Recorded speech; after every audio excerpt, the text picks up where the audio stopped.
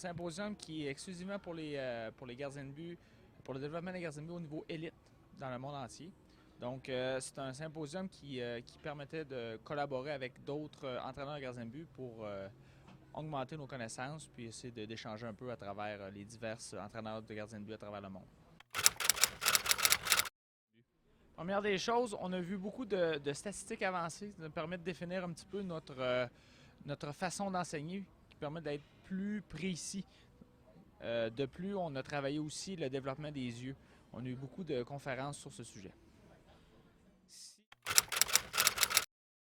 Bien, grâce aux nombreux échanges que j'ai eus à travers le symposium, que ce soit avec les Suédois, les Finlandais ou d'autres pays, on a pu voir que dans ces pays-là, ils développent beaucoup les qualités de patineurs, de gardiens de but, chose qu'on va travailler ici en Amérique du Nord, qu'on doit faire beaucoup plus de nos jours. Que ce soit du travail au niveau visuel avec les gardiens de but, que ce soit des activités au niveau sur la glace, du patinage, des choses un petit peu plus raffinées pour le développement des gardiens de but élite, des choses qu'on va mettre en place explicitement la semaine prochaine.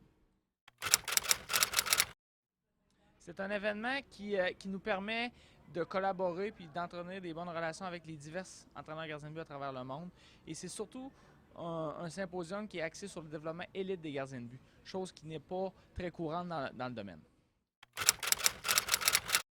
C'était principalement de haut niveau.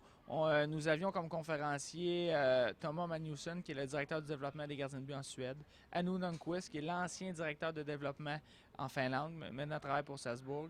On a eu Pasco Valana de Hockey Canada.